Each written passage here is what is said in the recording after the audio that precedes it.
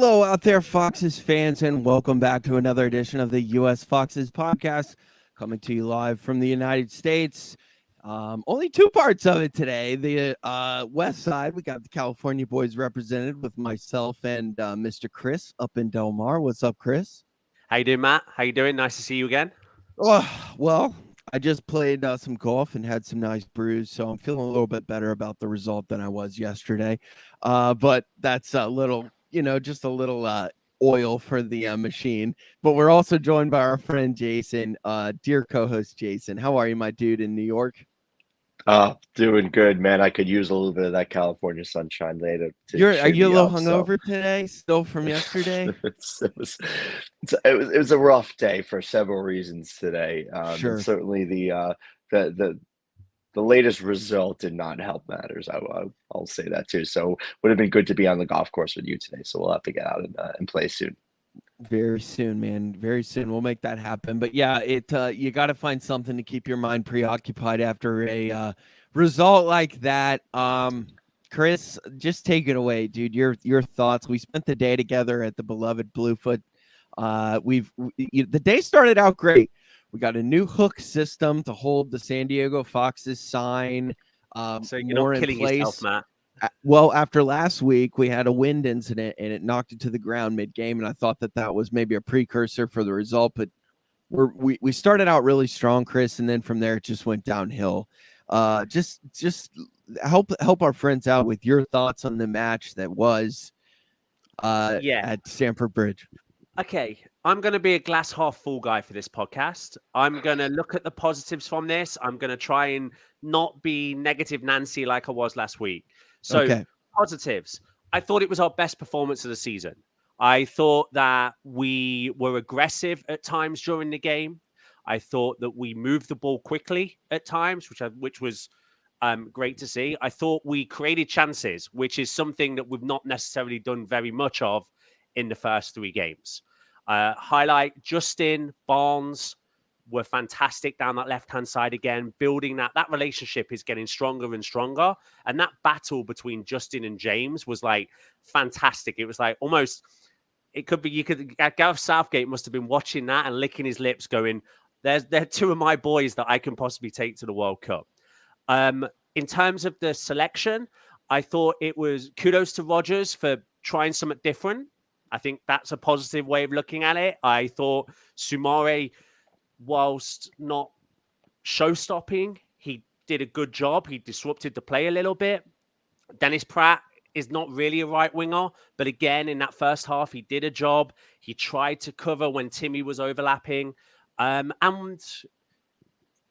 if we'd taken our chances, we could have walked away from Stamford Bridge with 3 points. So all in all, that's my positive take is, like you say, nowhere to go but up. But if we play like that for the rest of the season, we're a mid-table side comfortable. Well, here's my thing with that. If we're going to play that game, we've got to also play the game where we also had some results on the other side. Are we not, Jason? Yeah, I pretty much have the complete opposite take on this game. Like, I think I disagree with you on like every single point. I love it. We need that positivity, man, because we need to cling to anything right now. Yep. But I mean, I did think that Justin, by large, was good. Barnes showed that he's dangerous, so those were positives for me. So I agree with you on that.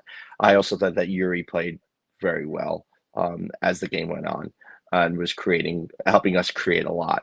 I do not think that the approach was aggressive enough. I felt like this is a really good opportunity. This is a free hit. Anytime you go to a ground like Stamford Bridge, I think it's a free hit. So I think you should go out and try to get something from the game and be, aggressive from the get-go and just, see what happens. Not only that, we had other blessings there with a decimated Chelsea back line. They were not playing their best lineup. And then get gifted a red card, which was a clear second yellow. So we're able to play up a man for an hour in that game. So these are all things, opportunities that you have to, if you're not going to take these opportunities when one of the big six teams gifts them to you, then you're approaching the match like a team that deserves to be relegated. And that's what I felt yesterday. I think they waited until 60 minutes and 2 goals to really start trying to like push the game. Sat back and played too much in our own half while being up a man. When we did have quality on the pitch, don't think they were direct enough. That ball over the top was there for the taking all game long, and just waited too long to make those plays. And whereas, like, going into the day, I would have been happy with a draw, but I think it's really disappointing not to walk away from that opportunity with at least a point. Absolutely, man. That's where I kind of am at the same point. Like, we had so many opportunities where, what's that?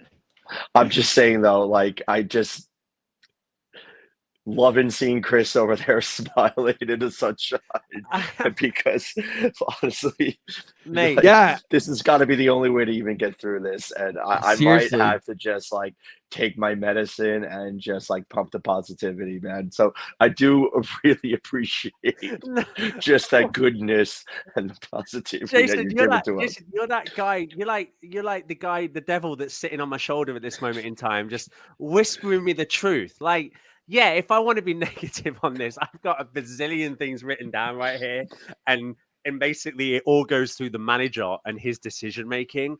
But ultimately, yeah, we've seen some crap as Leicester fans, so I'm just gonna try my best to be positive of this. I mean, there are to kind of take it a little bit further wide, like watching some of the games this weekend, there are some god awful teams in the Premier League this year as well. So if we're bad, there are some teams around us which I think are going to be just as bad. So, but I agree. I think you were right. I think you're right in saying that it took us to the 60th minute to kind of take it up another level.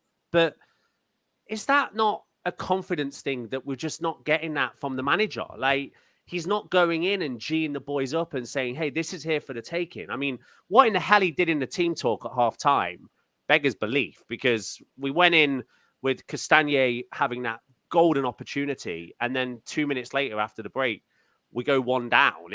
It's kind of wild. Like, I think Robbie Earl said on NBC that today he was talking about how the most important 15 minutes of the week is that halftime team talk for a manager. And I have no idea what Brendan did in that halftime, but it obviously did nothing to the players and just made us come out flat and useless. But Matt, you're in the middle. So positive, negative, or neutral on this one? It's tough because there were so many signs of like a team that's actually trying to fucking put something on the pitch and make something work. But then there were just so many questionable things that just made us feel like we're just in this rut. Like, facts are facts though, boys. We're in a position we haven't been in 6 years, 7 years, at the bottom of the fucking table. So I love your I'm with you, Chris. Like, I love your positivity, but I'm with Jason as well. Like, maybe this is a perfect position for me because there's some tough questions to be answered. We're not a team that needs to be where we are with the squad that we have right now. And facts are facts. We're seeing the results of mismanagement and recruiting, mismanagement and paying people too much money, mismanagement and scrambling and, panicking when we lost Fofana and signed defenders from Southampton to fill out a team that was trying to compete in Europe as well. And unfortunately, it really does feel like all the crows are coming home to roost right now at once, where we have a manager pissed off because he can't buy who he wants, whether you believe if he's spent his entire summer on FaceTime, encouraging players from Celtic or whatever the fuck he was talking about, encouraging players to come from wherever they were to play for us. And then he was just shut down by, top. And I just don't buy into this whole thing. But unfortunately, this is where we are, dude. And we've been in such worse positions as a club. The three of us know that more than anybody. But where we are right now is it's very scary. And I think the thing was there were signs of brightness during the game that made me think that the players, in spite of all the whirlwind bullshit going around with Fofana and Rodgers and the club and whatever, they were going to just put it on their back and play. And I know I wasn't the only one whose heart was in their throat when we saw Johnny Evans go down, because that's not a player that goes down unless something. So throw that onto your positive list as well, Chris, with things that happened on the day, because we did see players trying to play for the pride of the club, for the pride of themselves. And so, yeah, I feel like, honestly, I'm the perfect middle position. I don't know if Jason, if you want to go next, because I didn't really add or anything or subtract anything from either of you there.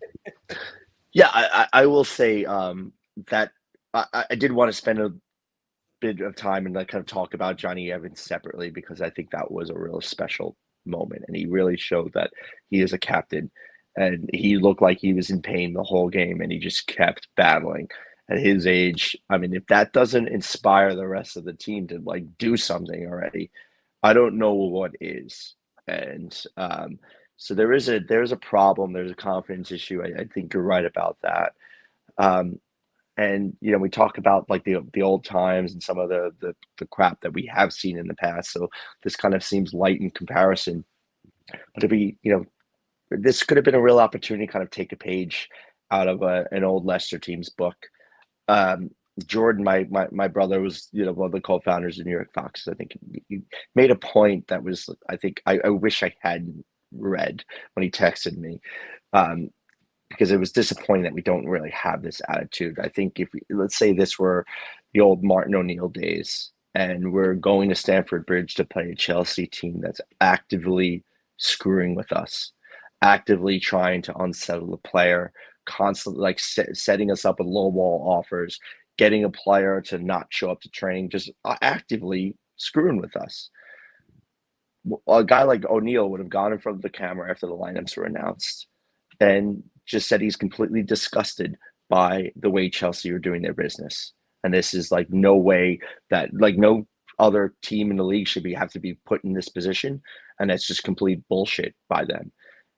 We don't really have that. Then he would have gone into the locker room and said, these guys on the other end are trying to screw with us. They're trying to disrupt our team. They're trying to actively like break up this team. So we need to go out there. We need to fight together, and you need to make sure you send one of those Chelsea players off on a stretcher. And absolutely none of that. Absolutely none of that yesterday. No, man. Just even if you go back to Nigel Pearson days, dude, you think a Nigel Pearson team trots out there and just I mean, there is a lack of fight here that Brendan is not inspiring. That's almost two forces going against each other. You have players like Johnny Evans, you have players like Danny Ward, for that matter, who put on a performance. Like Raheem Sterling is crowned, yet if not for Danny Ward, his efforts on that game. And it's just two things hitting against each other, where we have players, and I feel like we have a manager that doesn't give a shit, Chris. Well, we have a manager that comes out and echoes the same comments that Jason is referring to. After the game, he came out and said, we didn't have the fight. We didn't have the character. We didn't have the strength. Dude, that's all down to him. Like, he's the one that sets that tone for the club. He sets it on the Monday going through the week towards the game. And I mean, no wonder you see these little contradictions in the media between Evans and Rodgers and things like that, because there does seem to be a disconnect, to your point, Matt, that is getting bigger and bigger as the weeks go on. And it does start to feel at this moment in time that we've got to a point of no return now. Like, something's going to happen. Now, either the club are going to make a statement and we're going to sign some players in the next 4 days and give Rodgers the keys to the car and say, okay, go drive it, go take us to where you want to take us. Or we're going to say, no, that money bit goes to St. Etienne, 10 million and that pays you off. And then we get the other 10 million on whoever your replacement's going to be. Like, it does feel that we're getting to a fork in the road here at some point soon. I don't know when it would be, but I think what we do between now and Thursday is going to be really kind of, I think, a strong message from the club about what they see the future being over this season. We're definitely between a rock and a hard place. And I mean, look, like the owners have already shown they don't have patience for this bullshit. Look, I mean, Pule's leash how much longer was it than what they're giving Brendan right now? Well, look at Ranieri's the prime example, isn't it? I mean, you win the league and get sacked within 6 months. It's like, Yeah, Claudio worked off at Stoke and told the away fans to throw coins at the referee. He was so furious by like what had happened, and we'd go down there and like just nothing. Like we don't need the results, and I think that's the issue. Also, I think there's a feeling that the fans are frustrated because of the results, and the fans are frustrated because of the lack of transfer activity. And I don't think that's the case. Now, I don't want to speak for you all, and I don't want to speak for everyone else, but for me, I don't mind. Like, I will watch a team that finishes in 17th place. I'll watch a team that gets relegated. We would have been happy to stay with my Leicester if the Great Escape hadn't happened, or if we won the league and then went down. Sure, it would have been embarrassing, but I want to see a team that's going to go out there and fight and like try to play for the badge. And so I don't care if there's no transfer activity. I don't care if we had to sell Fofana. I think that was he handled it himself like really poorly, and we want players that are here and playing for Leicester City Football Club that want to be here. But the results are almost secondary. You know, we watch football for entertainment. We're Leicester City fans, and we have been for a long time, not because we need to be part of a winner. We're not these like new Chelsea fans that are out there, or Man City fans just because they've been winning. You know, we love Leicester City Football Club. We love the ethos. We love the city. We love the people that are there. We love the community that's around the club. And that's what matters. And we kind of want to see that reflected in the performances. It's just such a stark contrast, man. Like even if because you look at players like, and not to get nostalgic or anything, but if you think about your, Okazakis, your Wazalewskis, your Koncheskis, I mean, we could go down the line and you talk about guys that really made the club and they made their name for the club off of their work rate. And right now there's just such a disconnect, Chris. Matt, let me ask you this question. Do you name 3 players there that I 100% agree with you with a definition of work rate, passion? If those 3 players were still at the club at this moment in time, do you think that level of commitment, passion would still be there? Or I think does if you come think with that the manager as well? If you think that a locker room, and I guess it's kind of, I don't want to shit on like our veterans that are still there, our Martys and our Markies and Vards, but like I just don't see a locker room that contains Marcin Wazalewski taking that shit from Chelsea and it being anything but a bloodbath when you got back after 90 minutes. The attitude is just such shit, dude. Yeah, I agree with that. I think so. Those types of characters wouldn't let this stand. But I also do think, though, that there's no guarantee that these guys would have been like, would have continued on that passion through. Sometimes you don't realize what you've got until it's gone. I think a great example of that is Danny Simpson. He's talked about that in the past. He didn't realize what he had until he left Leicester.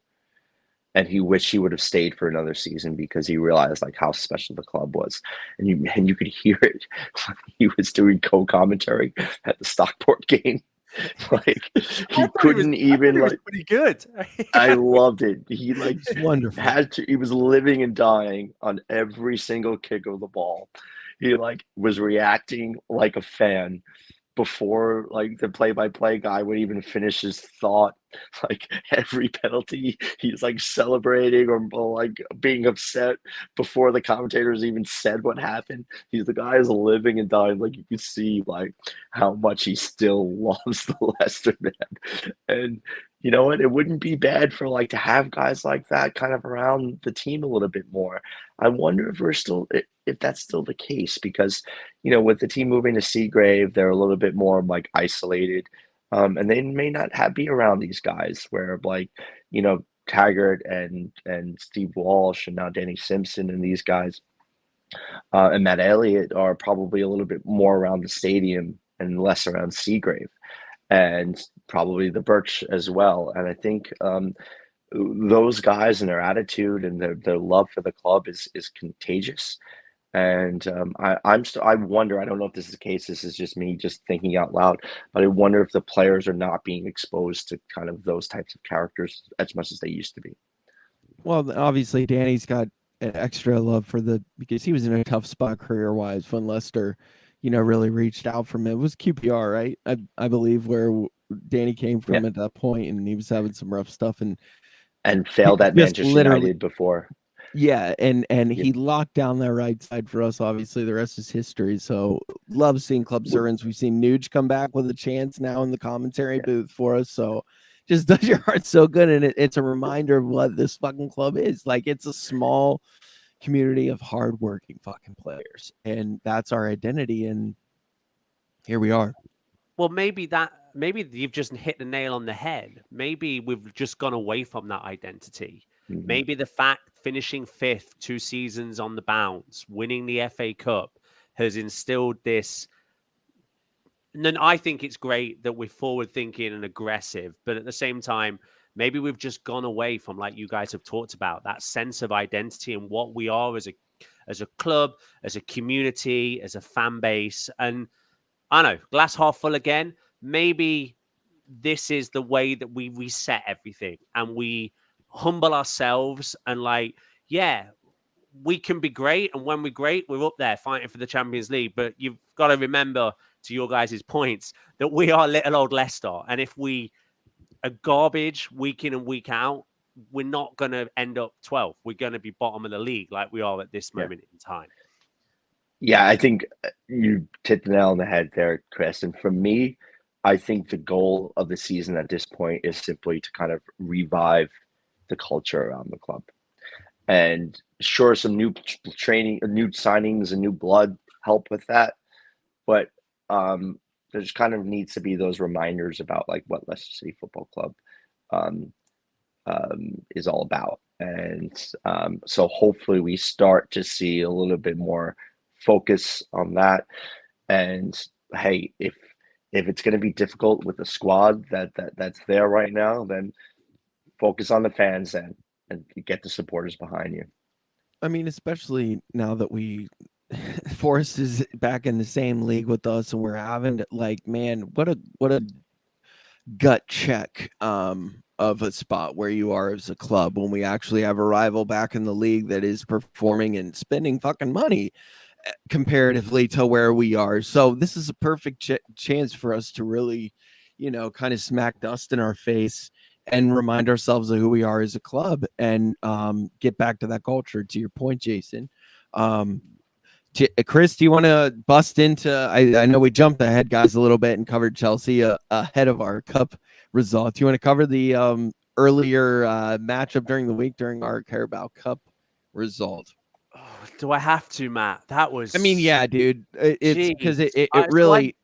Let's just do it quick. Let's get it out of the way. Let's talk about that shit. I guess the best part was going to the actual ground, right? Yes. For our fans.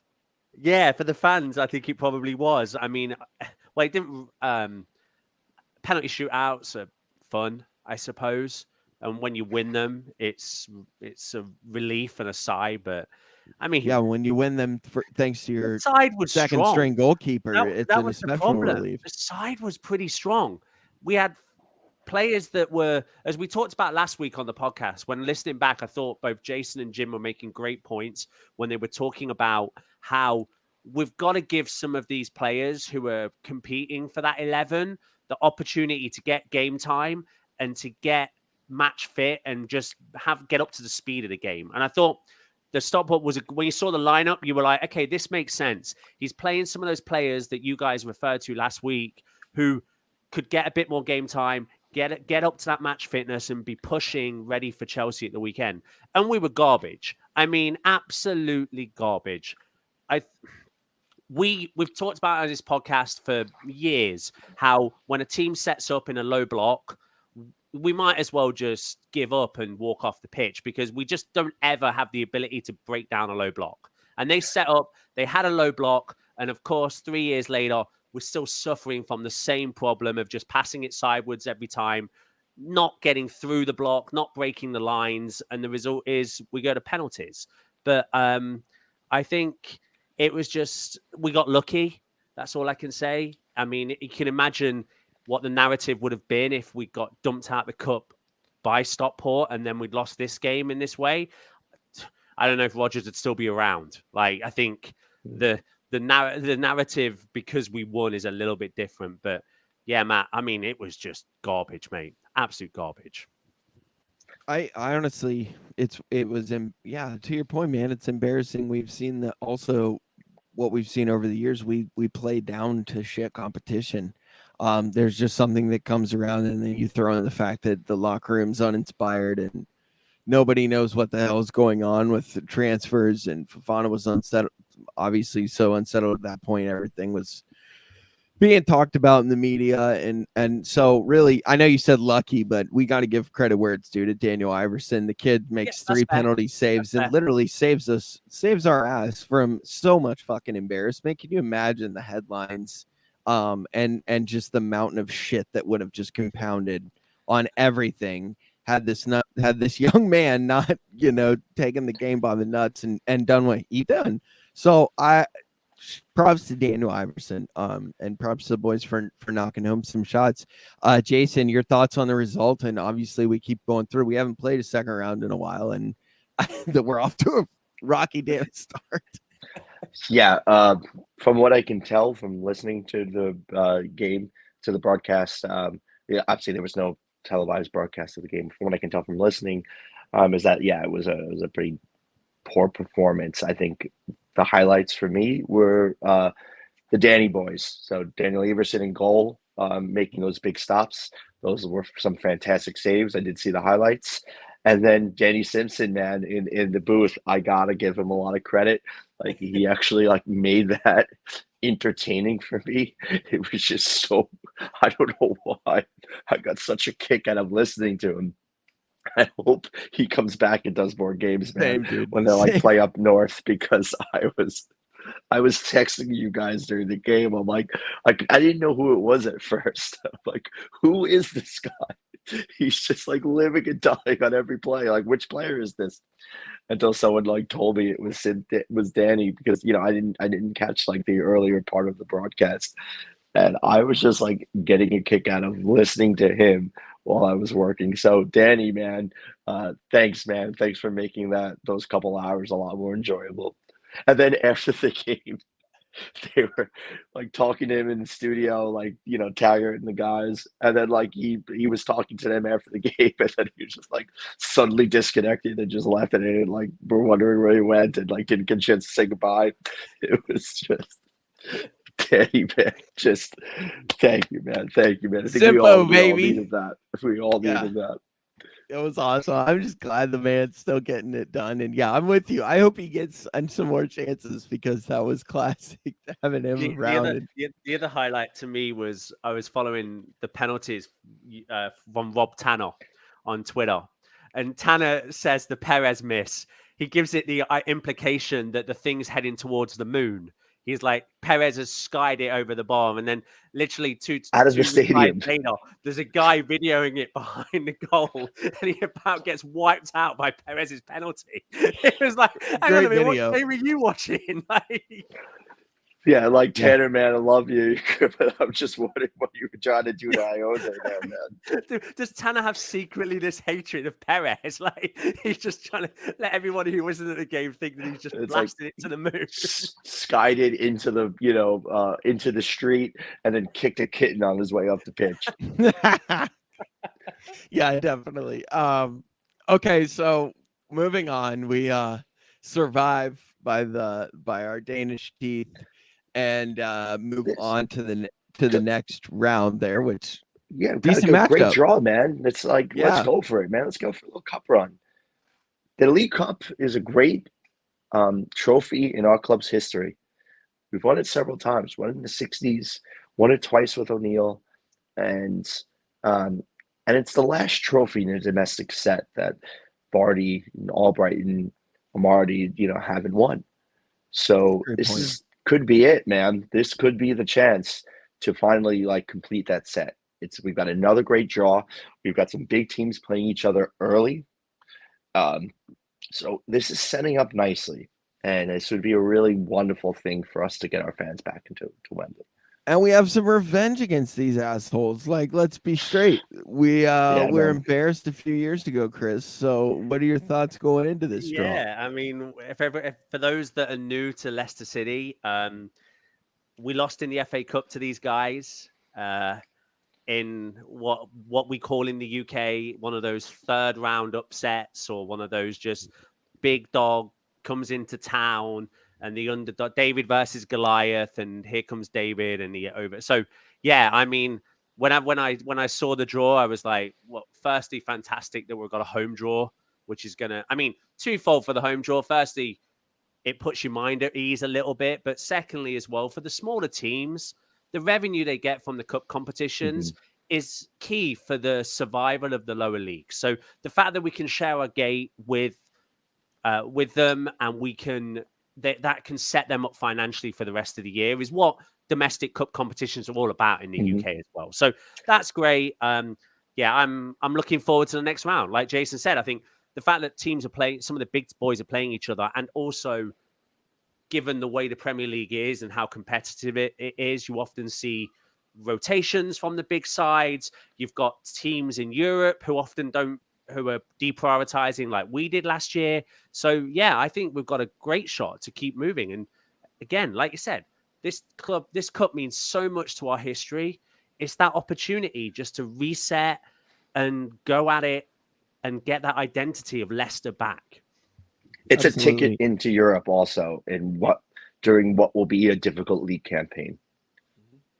Great point. And guys, again, Chris mentioned it, but if you're some of our newer Leicester fans, Google Leicester City Coca-Cola Cup for some awesome memories, and watch some sweet YouTube videos and give you an idea of what this cup means. It used to be, now it's called the Carabao Cup, and nobody knows what the fuck Carabao is because it's an energy drink in Europe, for those of you that aren't aware. But it is a league cup. It's had many names over the years, but some of the best times were when it was called. Well, it comes full circle as well, because obviously the Stockport County manager is Dave Challinor. Dave Challinor, for those, if you go Googling against Tranmere, he's the guy with the world record or at the time it was anyway, for the longest throw-ins. The guy would be able to throw it from the halfway line into the 18-yard box. Like, he had a mean throw on him. So yeah, it's kind of full circle. Maybe that's it, Matt. Maybe this is the start of something like that, full circle coming in. The League Cup also goes full circle when it comes to our owner and Top, which is a great story. And I think this is why we really should try to win this cup. Top's first game that he went to was Leicester against Middlesbrough in the cup. Wow. So we played Middlesbrough, and he was there. And so when Top and when Vichai also pulled, Vichai used to be a big sponsor of Chelsea. So King Power used to be all over Stamford Bridge, and then he had an unfortunate situation with the way he was treated by security there. Roman didn't do anything about it, and so Vichai pulled his money out of Chelsea. And then when he was looking for a new club, he was offered the opportunity to start, to sponsor Leicester City Football Club, and Vichai and Top had realized, like, oh, this is Leicester. This is the team that you saw, like, the first time you went to a game, and also we're blue and white, same colors as King Power. They're a bit superstitious, these guys, and they put their money into the club, and it's all down to that League Cup match when we won the League Cup in '97 against Borough.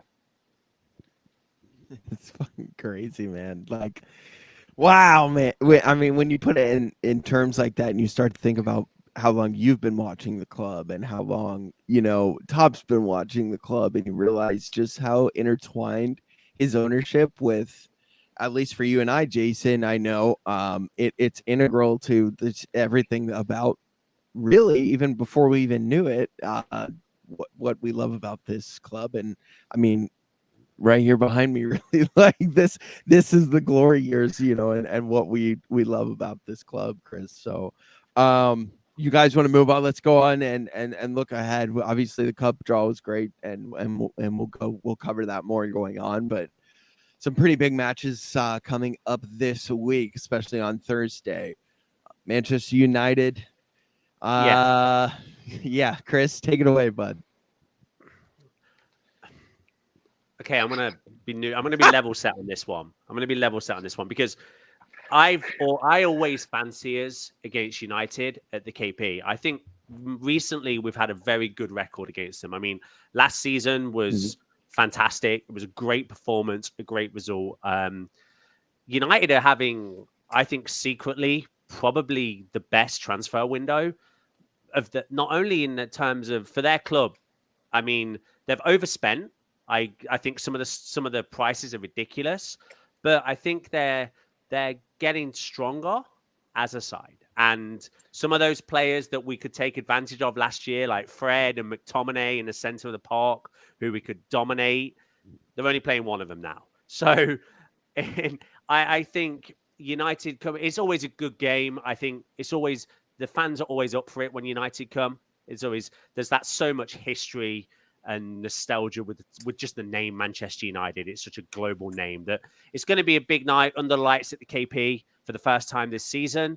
I think if Rodgers can get the boys up for it, I think we got a chance. If we get the same level of motivation from what Rodgers has given us over these past 3 games, then we're going to struggle. But I think they're still there for the taking, and it just depends on what Leicester show up. I like your optimism, and to your point, man, Leicester and Man United have a good history, but one of the keys to Leicester's success against Man United has been Jamie Vardy. And coming off a match where we saw him miss 3 chances that Jamie Vardy, that we all know, makes when his eyes closed with his hands tied behind his back and literally kicking it with the opposite foot, he makes those chances. We see him miss those. There have to be some questions made, not only about your confidence going in, Jason, but also about what are you going to do up front against United team with Vardy coming off a performance like that straight up. And listen, I'm not saying any ill will against the man. No one loves number 9 more than me. But guys, like at the end of the day, if it would have been one thing, maybe, but we saw 3 chances that were undeniably there for the taking. Look, man, it happens. It happens. He hasn't been getting service all season. He finally got a few chances. One bounce goes one way, it goes in. It's just one of those things. The goals will be there. He will score. He just keeps getting himself in the positions if we finally start giving him the damn ball. Fair enough. The goals are fine. I'm not worried at all about Jamie Vardy. I will never be worried about Jamie Vardy. He can go and play as our number 9 until he's 62 years old. He will still score goals. So, Vardy, you are the man. You will get those goals. And you know what? You don't need me to tell you. You know you will. So we'll be all right in that department as long as we can just get him the ball and create those chances. I would say for anyone who's like a little down this year with the results, if you're having a little trouble kind of getting yourself motivated and like ready for this one, or if you're a newer fan who's trying to learn a bit about Leicester, and go and look up that 5-3 win that we had against them in 2014 and watch those highlights. And that was like when Vardy kind of announced himself onto the international scene. Just the wildness of that game, the comeback, Esteban Cambiaso coming in and scoring, Vardy banging a few goals, getting winning penalties, dumping United players on their asses, and Richie Delat elbow tattoo doing his thing. Richie Delat, like there's just so much to that game, and that's kind of become one of my traditions each year before we play United at home. I watch highlights of that because that game will just never get old. It is still one of the greatest games I've ever seen. And you will, if you haven't seen it or if you haven't watched it in a while, I guarantee you will get chills when you watch those highlights. The quality of the goals as well. I mean, United goals, all 3 of them. Insane, stunning. true. Like, yeah, Van Persie. It's got everything that game. But, I'm intrigued by what he's going to do with the side. I'm intrigued whether I'm guessing Matters will be fit for Thursday. It seemed it was more precautionary, just leaving him out, fingers crossed. So he'll come straight back in, probably, I think, for Dennis Pratt. And it'll be the whole Sumare and Didi thing is interesting. I didn't know if it was Wolf. I didn't really get a sense after the game that the decision was based on a knock or something that Ndidi wasn't necessarily fully match fit. It seemed to be Rodgers making a decision based on that. So that'll be an interesting call. I suppose the other interest, and I'll get your boys' thoughts on this, is it time for giving Sayuncu a chance at the back? Or do we think that Amate, who I thought personally was better who was probably had his best game all season on Saturday against Chelsea, do we stick with that back line? Because I know a lot of the fans at the moment are kind of still thinking it's Amate, Sayuncu, like, what does Cags have to do to get a look in? But I'd love to get your boys' thoughts on that one. Yeah, we're playing a lot of games right now, so it's time to kind of start rotating the defense a bit, I think. Who knows? We'll see if Evans is still carrying a knock. And this, it's a lot of football now in a condensed window. Not really sure what's going on with Soyuncu, but it's clear, though, it does look like to me that all of our center backs are better in a back four. And it's difficult to kind of find game time for all of them, but it does look pretty clear that we have to set up in a back four going forward. So this is going to be interesting. I think Amarty is starting to get more comfortable in that back four and playing in that setup, where he doesn't have to kind of push out to the wing so much and play the ball off his left foot. He's got a little bit more room also to push forward. He was doing that really nicely against Chelsea, I thought, when we were up a man, and he was taking that space. And he was the defender that was making those forays up the pitch. And Evans was able to kind of sit back a little bit and just focus on his defensive duties, especially while he was carrying a knock. So, we might start to see the best out of Big Dan now. And I, for one, fully on board with that. What I think that Big Dan is just like a great cult hero. And I do just love that some element of our fans have just kind of taken to him, even if he is struggling out there. I think he's one of those guys. He's still very easy to root for, and I like having Big Dan around. No, I agree with you completely, because I think fans are judging his performance on Saturday off one moment.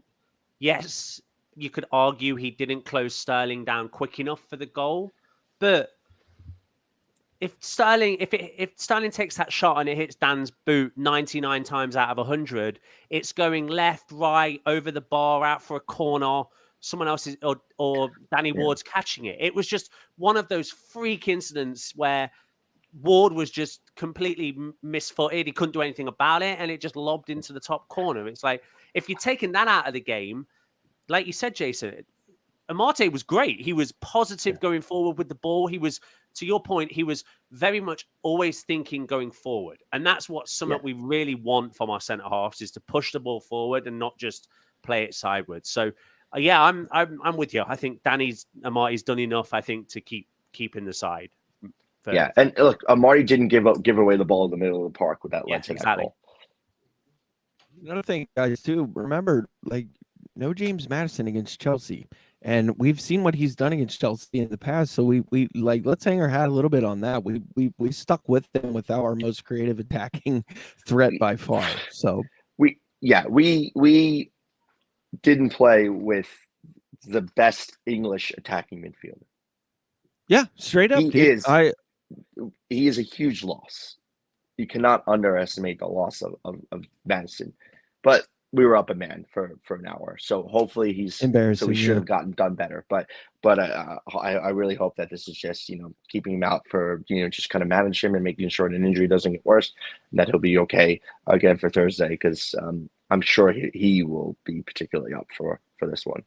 Up a man for an hour, and also straight up fucked out of a goal, because if you think for a minute that Mendy was interfered with, and if you think for a minute that would have been on the opposite side with Sterling versus Danny Ward, I'll step in here, and I'm going to say it's a foul.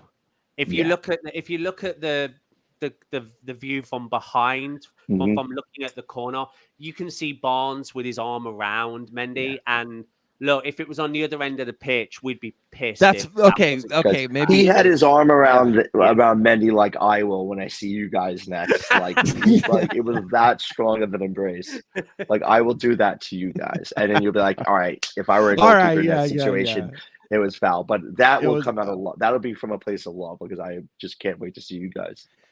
Sooner than rather than later. One more thing to talk about before we get there, though, guys.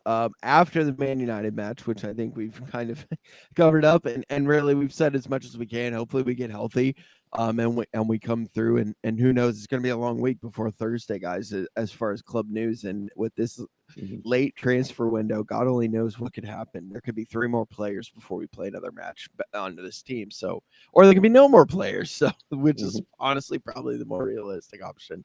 After that, though, then we have another match on Sunday, Chris. So, a Thursday to Sunday, we thought we were out of this European craziness window, but we it's literally back to backs like that. So, unfortunately, not against a team that's playing in Europe or anything like that.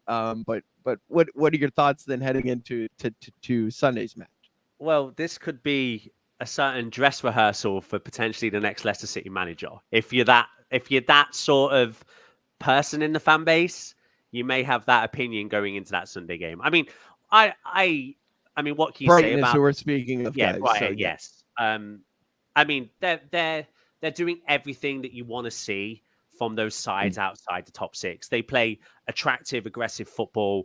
They're smart in their transfer market decisions. It seems like they used us as the example that they wanted to go and have a better version of. And kudos to them. I mean, I'll always remember Brighton for the Harvey Barnes game last year. What was it? The double disallowed goal for the offside and all that sort of stuff. So I do want to.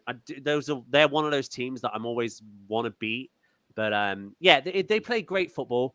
And they're going to be a tough. They've had some decent performances this year. They've had some not so decent, but the football they play is fantastic. And I mean, kudos to them for selling Cucurella for that much money to Chelsea. I mean, we thought we'd rob them with Fofana a little bit, but kudos to Brighton for the damage they did there. I mean, yeah, he was great yesterday on Saturday. I thought he was like he went up and down the left hand side, but he wasn't a £55 million fullback. Like he's not No. Roberto Carlos or anyone like that. So, but I mean, Matt, I think just to kind of go on and just repeat myself again, it seems, but it's just going to be tough, mate. Like until we get that identity and that Leicester back. Every single game in this league is just going to be an absolute grind. And you can toss a coin for what Leicester City side shows up and what the results are going to be. I'm selfishly hoping for a result because that will be my birthday. And if we could beat the Seagulls on my birthday, I would be very, very happy about that. So I'm hoping for a good birthday result. Jason, your thoughts heading into Mr. Potter and the Gulls on Sunday? Yeah, they're always tough, man. It's going to be they know what they want to do and how they want to play football, which is going to make it very tough for us because they have a clear identity, they have a clear set of tactics, and they go out there and they do it. Forgive me, I'm blanking out right now. Is Brighton away on Sunday or is that a home match? I think it's a home match. It's home. Yeah, a home. Okay, I was going to say if it were an away game. I would just say I would just really, really hope the guys would go out there and put on some kind of fight because I don't know if anyone hasn't been to the Brighton Stadium. Real quick, Amex Stadium. Yeah. Oh, it's away. Okay. It's away. Sorry. Yes. Okay. So if anyone hasn't been into Brighton away, it is a real pain in the ass to get to. It's not really in the city. It's kind of in the middle of nowhere.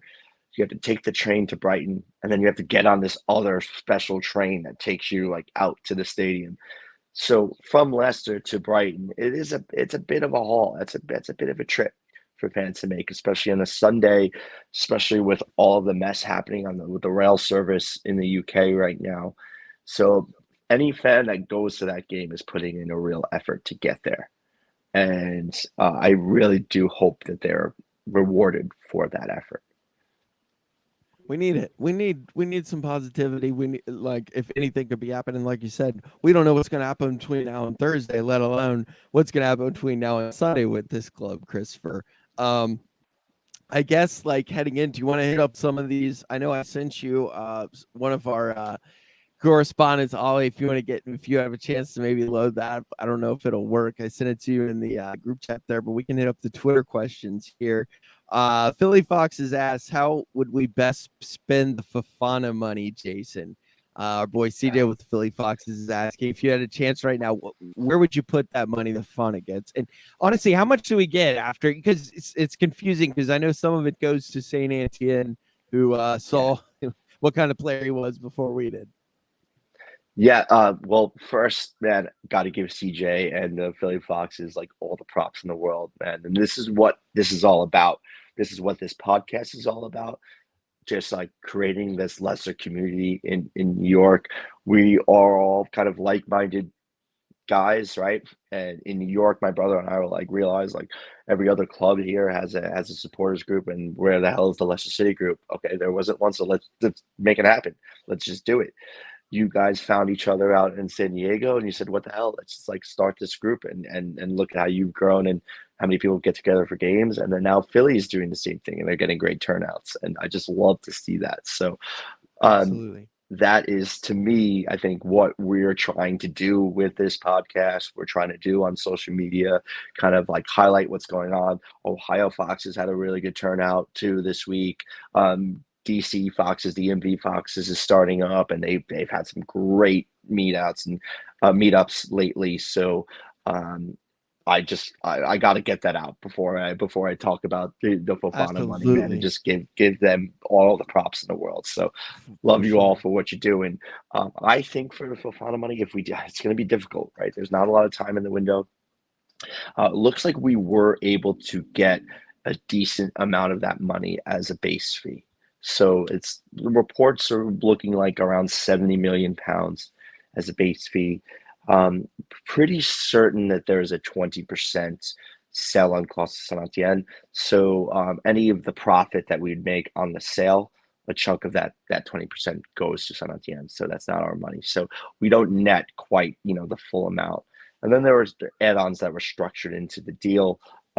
Those details take a little time to get out. You'll see all sorts of conflicting reports when it comes to like what the actual add-ons are.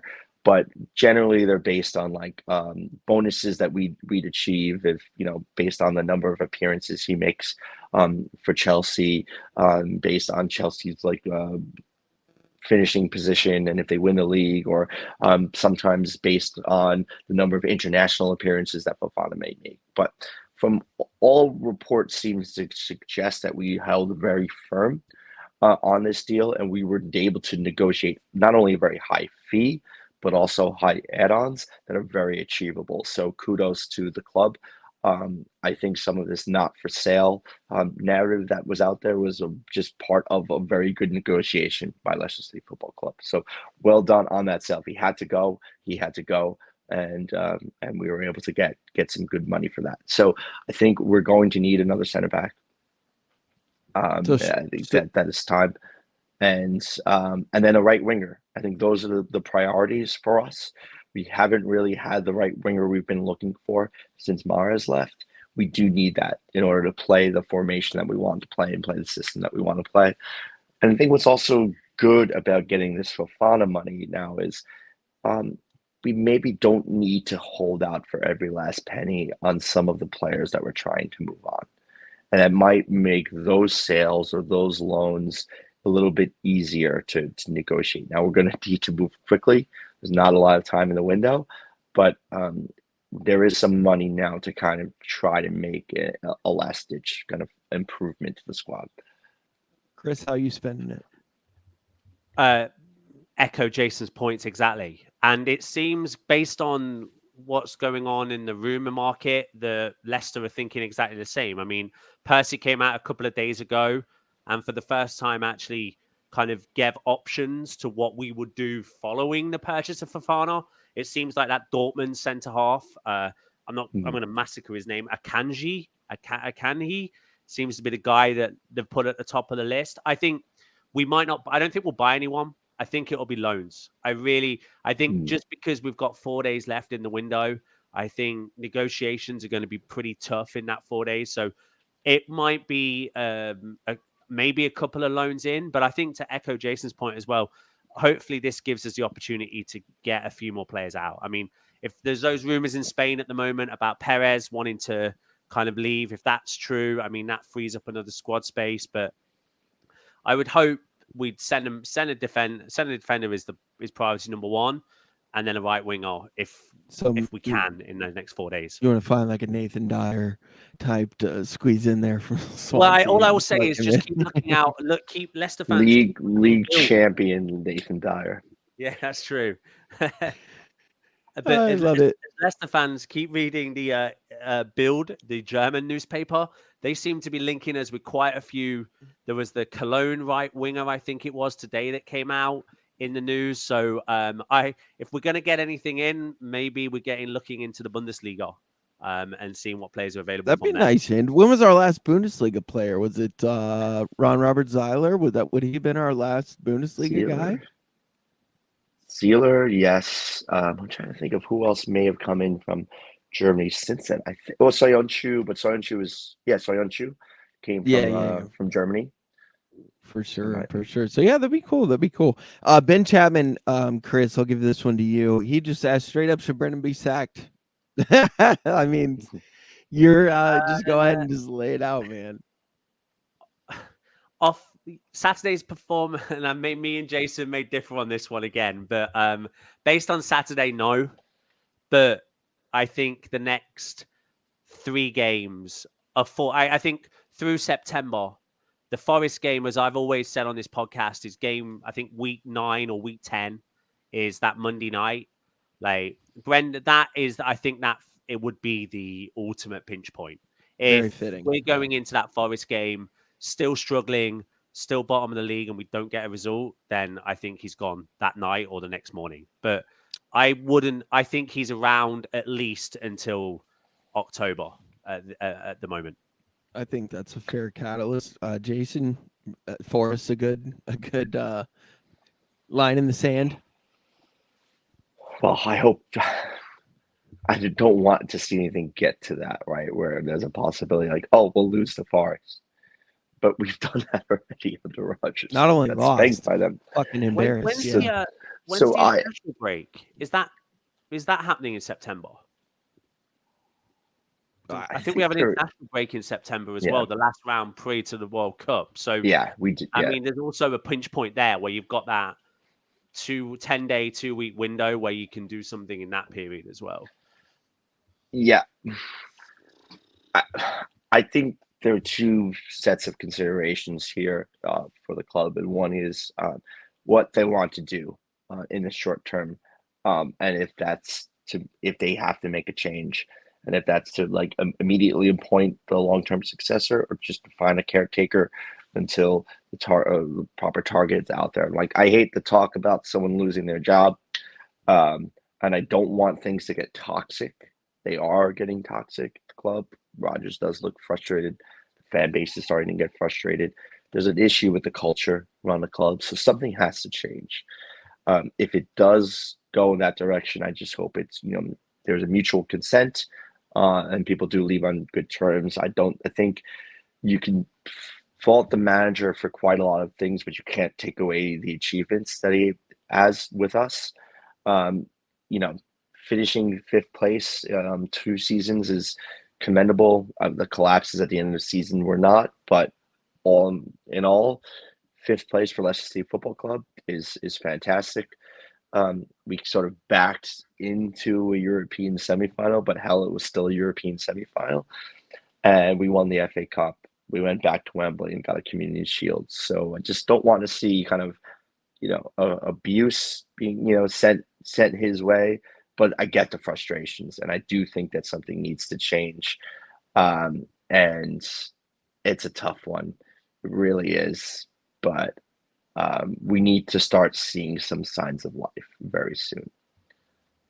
Yeah, everybody's got tough shit to deal with at work, and I feel like this is just, Yeah, you know what I mean? This is the line of work but you're in, Brendan. at this, And yeah. Sorry, yeah. I was gonna say I don't want to see like all this negativity, but I also don't want to see the manager talking down the club anymore. Frankly, I'm sick and tired of that. yeah, yeah, that's where I am. And it's like, I, I, I have so much. I mean, the guy had me on my knees sobbing watching an FA Cup win that I didn't know that we would ever get to see as the Leicester City team with today's money and the teams that we compete with. And so the highs have been so great with Brendan, but goddamn, if these lows aren't just slapping us in the face, literally the lowest of the low right now, a position we have not been in as a club. And I feel like there is, for better or worse, now this expectancy from the fan base of like we're not just going to put up with this. So it's a very tough and precarious position, and all that we can do is stick together, guys, and like you said, Jason, leave the abuse alone, guys. There's no need for that. But there definitely has to be some semblance of this is the club we are, and this is the club that we need to be in. There are some expectations now, and finding that middle ground is going to be really important. Chris, anything else you want to mention on that, or should we move along No, to just a echo certain your announcement? points. Yeah, echo your points, boys. Exactly. There's no need to say anything that you'll regret in the morning in this situation. Like Rodgers wants to win. Like he's not throwing games for us. He's not deliberately trying to lose. So just I think that just to keep that message that you guys echoed. Absolutely. All right, guys, moving on.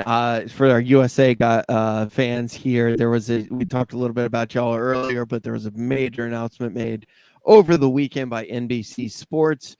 They're going to be doing their next Premier League mornings live event in Philadelphia, October 15th and 16th. It has been announced. And for any of you that have been a part of any of these in the past, you know that these events are really fun as a Leicester fan because we are such a small, tight knit group, and we really do use it kind of as a family reunion of sorts, and a great way for all of us from all around the country to meet up and just say hello and give each other hugs and catch up on each other's lives. But with that being said, so stoked to say that the US Foxes podcast full cast, myself, Chris, Jason, and Jim, who's not joining us today. He's a little busy today, but the Texas Fox himself will be joining us in Philadelphia.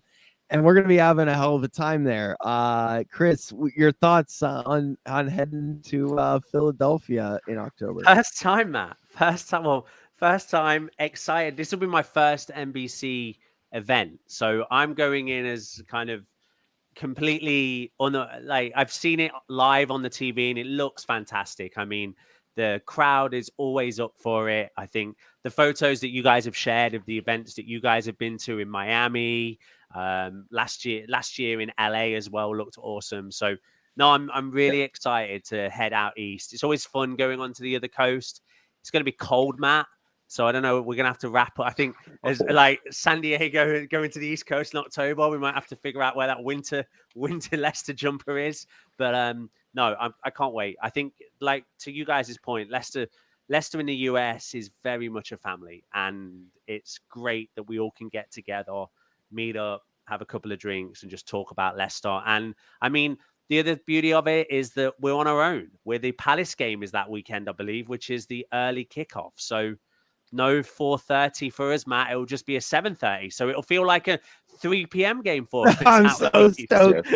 Literally, I'm so stoked. Jason, this will be like your sixth one of these? Like you're our esteemed veteran here at these. What are you looking forward to in Philly?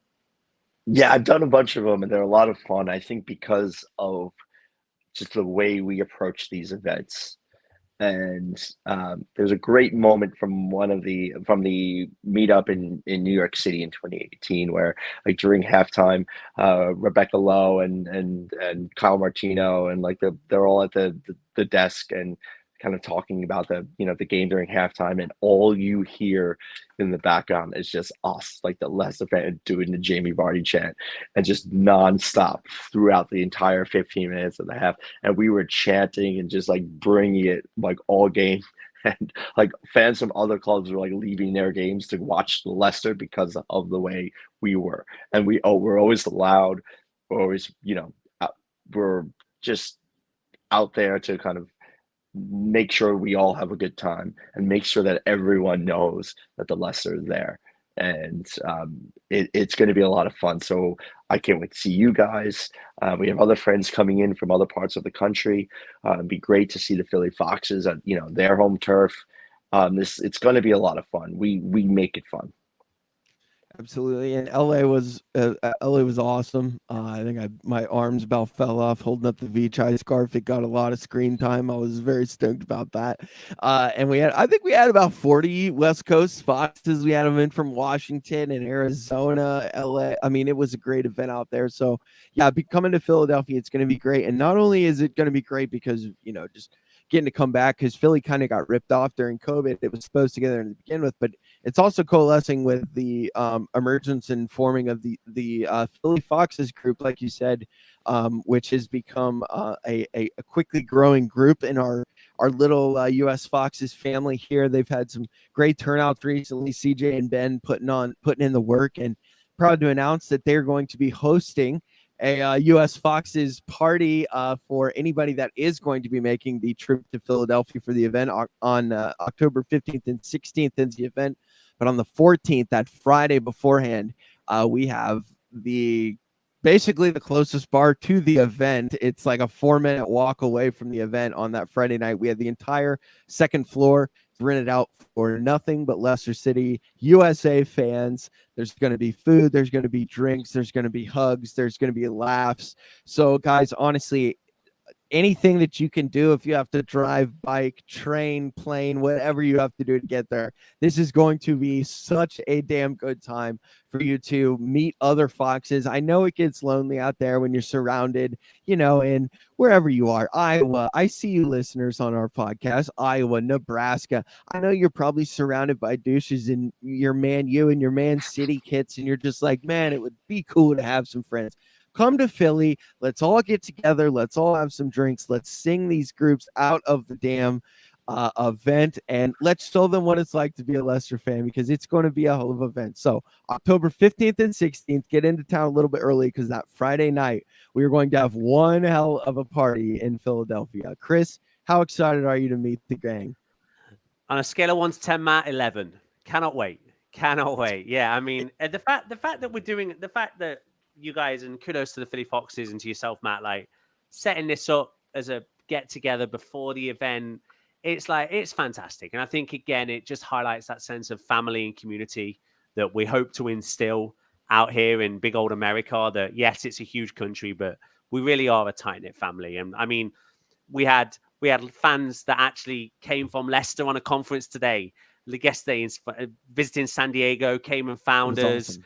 And it's so cool that just the fact that we're now establishing fan bases and we're giving Leicester fans from all over the world the opportunity when they come to America to share in that spirit, sharing that camaraderie, sharing that family atmosphere when they come to watch Leicester play it's awesome. So to Matt's point, if you're in Nebraska, Iowa, Colorado, wherever you are, I'm sure there'll be someone on the flight that is heading over to Philly for the Fan Fest, and you're going to have a great time. So if you're on the fence, do it. Do it. Like, seriously, do it, guys, and get in early on it and do some communication. Use the US Foxes hashtag.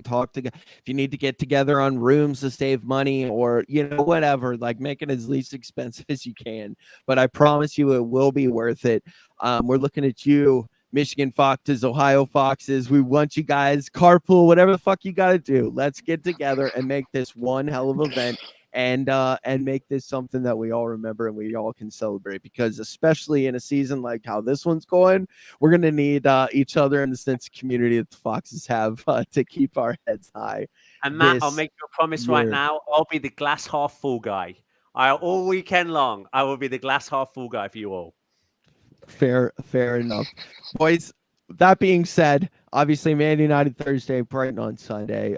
Any other notes before we take off and call this one another successful episode?